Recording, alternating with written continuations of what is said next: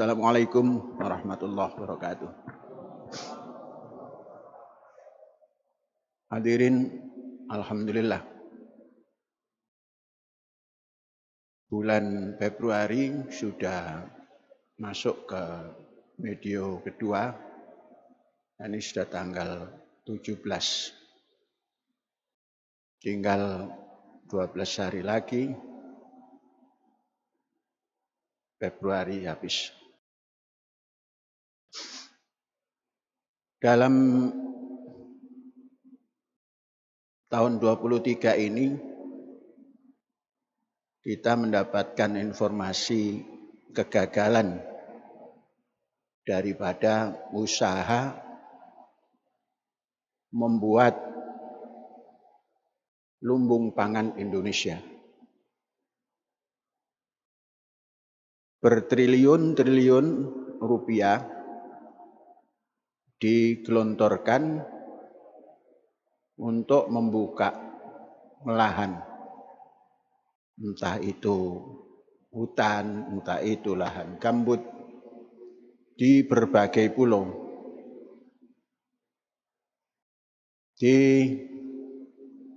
Irian Jaya yang berada di paling timur Merauke, pada menjelang merdeka dulu, Belanda telah mempersiapkan,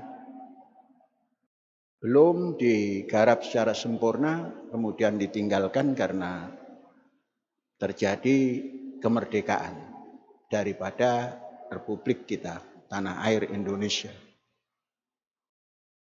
Kemudian diulang kembali pada tahun-tahun belakangan ini,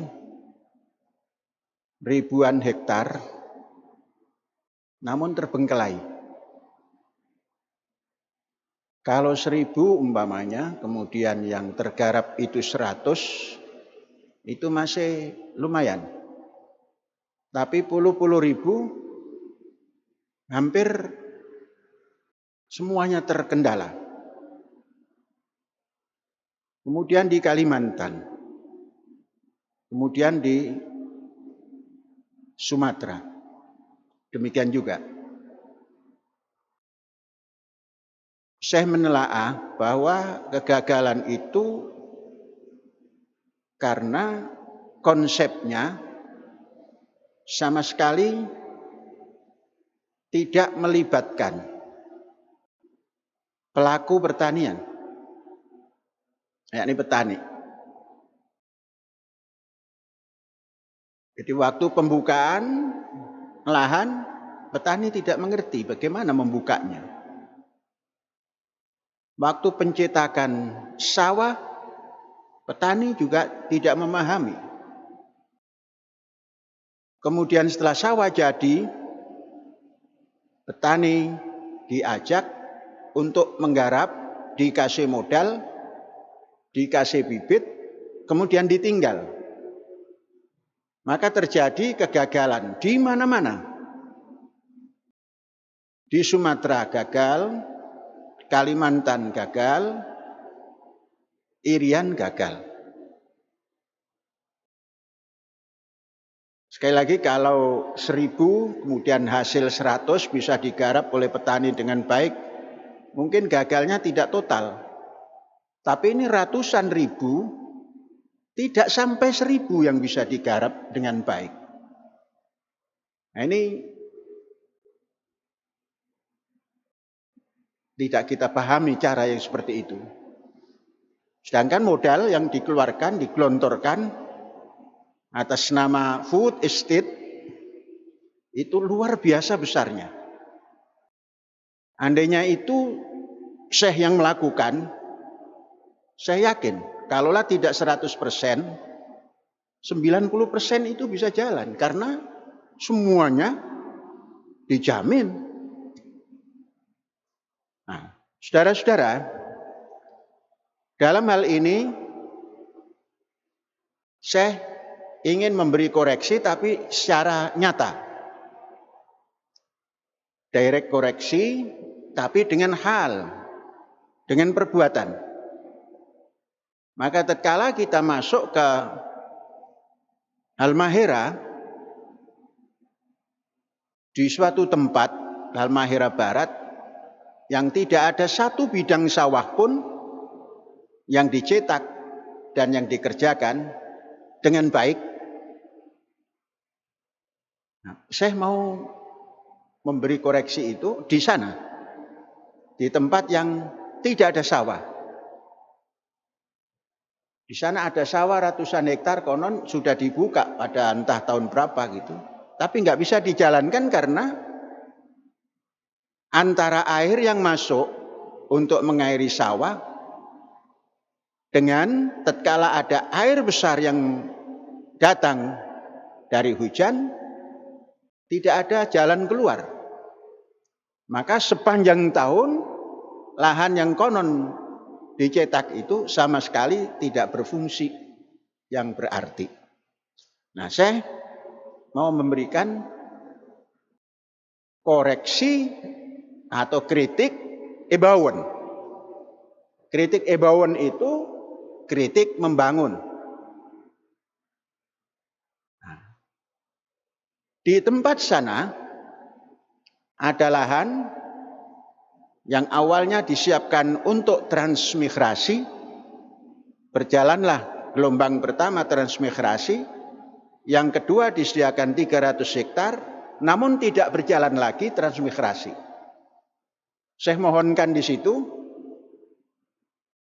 100 hektar minimal untuk percontohan, sebagai kritik Ebawen, kritik membangun. Gimana nanti? Tentunya sistem modern tidak kita tinggalkan. Tapi sistem tradisional pun kita gabungkan. Jadi spirit tradisional petani dengan modern sistem pertanian kekinian itu digabung. Apa itu artinya? Tempat di situ ada petani yang petaninya adalah belum modern, maka tatkala kita membuka lahan itu, kita konsolidasi maknanya, kita ajak petani untuk melihat, setelah melihat, kita berikan informasi begini yang dinamakan konsolidasi. Kemudian kita libatkan untuk dapat mengoperasionalkan peralatan-peralatan yang ada. Kita libatkan tentunya sebagai yang pertama adalah peserta kerja. Seperti konsep kita bahwa pembangunan dari desa itu, yang kerja adalah masyarakat di situ, masyarakat petani kah, masyarakat desa di situ kah. Pertama melihat, kedua kita kasih informasi, ketiga kita libatkan untuk mengoperasionalkan peralatan-peralatan yang ada. Sehingga petani atau masyarakat setempat terlibat dari sejak dini.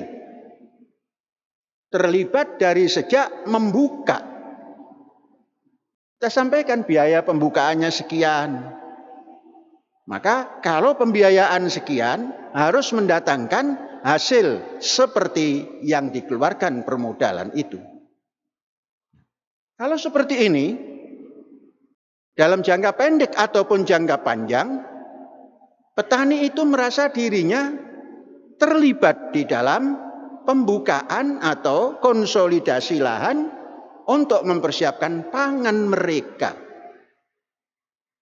Bagaimana dengan nilai ekonominya? Ada barang, ada pembayaran. Itu siapapun akan begitu.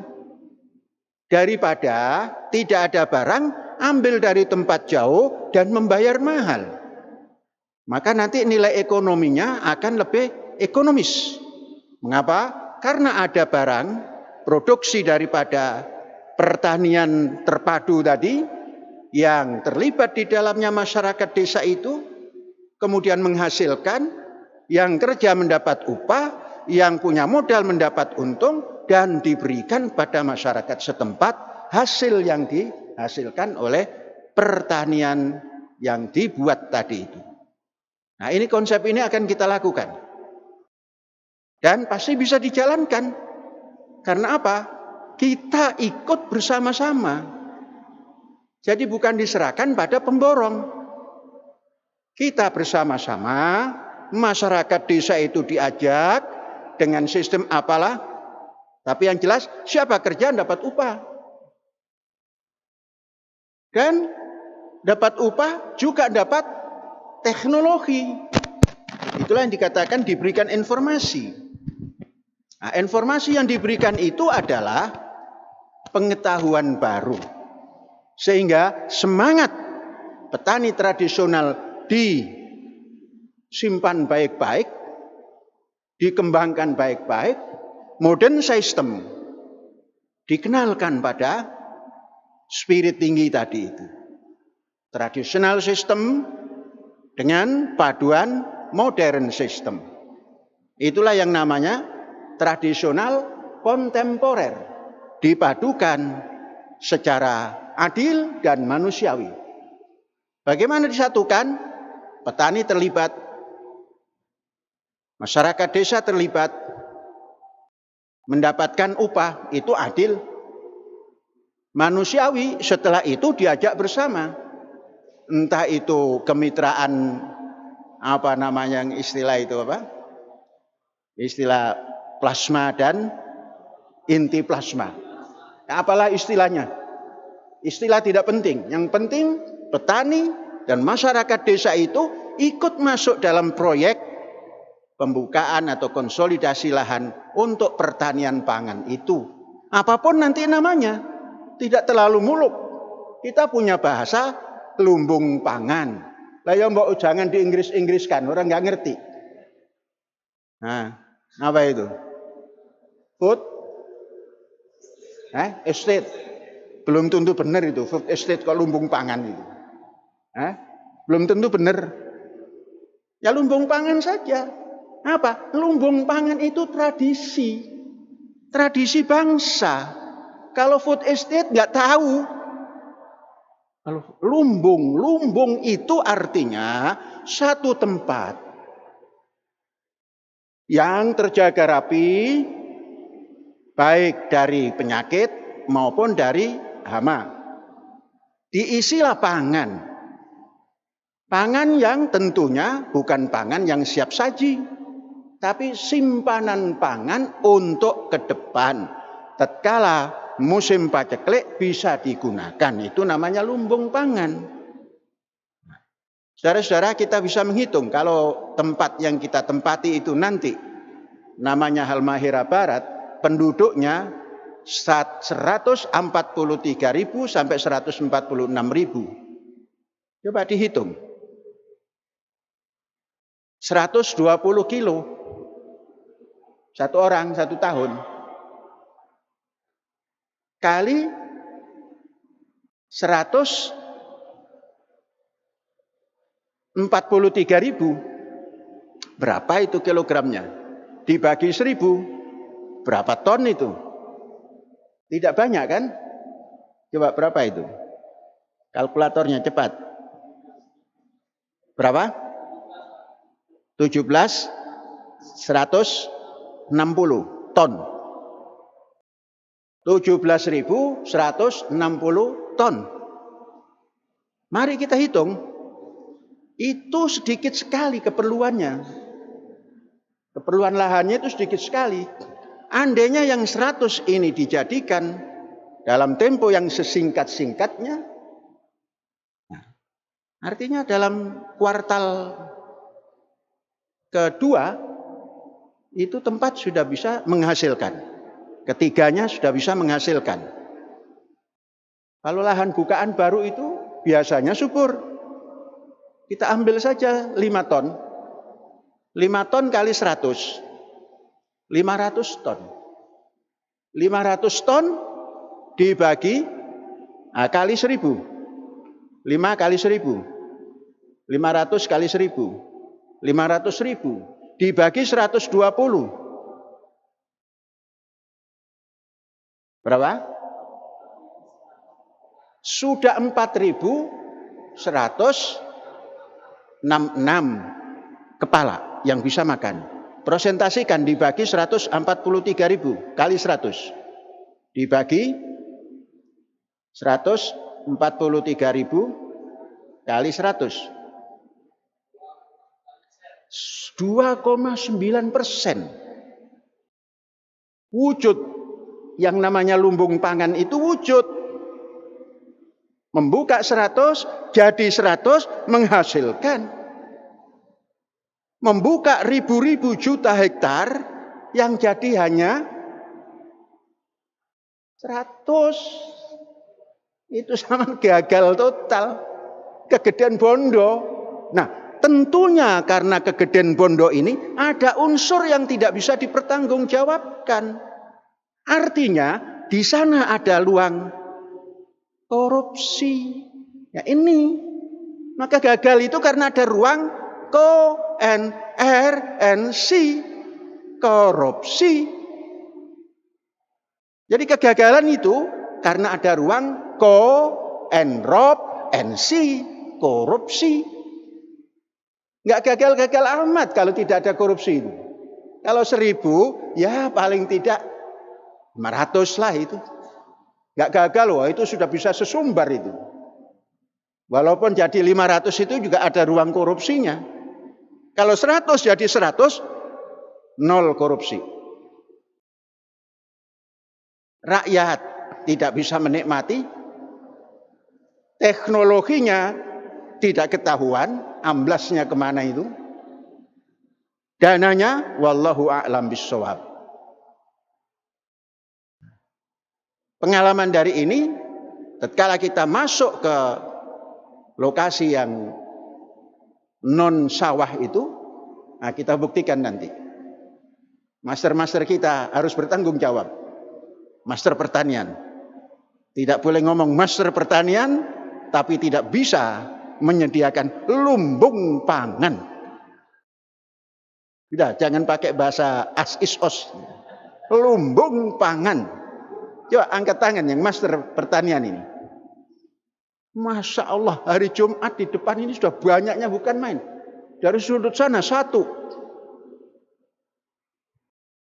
Coba 2, 3, 4, mana lagi 5. Belakang nggak ada. Berarti tidak sholat di masjid ini. Nah, master pertanian, oh di asrama ya. Ya, jadi master pertanian ikut bertanggung jawab, wajib bertanggung jawab. Karena kita sudah masuk ke kritik ebauwen. Kritik membangun. Kata orang Belanda itu kritik ebauwen. Jadi Belandanya lagi, on vogel in the hand is better than 10 in the leg. Kemampuan 1 di tangan jauh lebih baik daripada 10 yang di awang-awang. Ini sedikit tapi in the hand, di tangan. On the vogel in the hand is better than 10 in the leg. Leg itu langit. Kalau tidak percaya bahwa itu bahasa Belanda, tanya orang Belanda gitu. Dulu saya senangnya karena ada leg gitu. On the vogel in the leg. Hafal. Itu peribahasa Syekh dari orang Irian dulu. Ya, sekian saja. Master pertanian bertanggung jawab. Tatkala diperintahkan, jalan ke Al-Mahirah.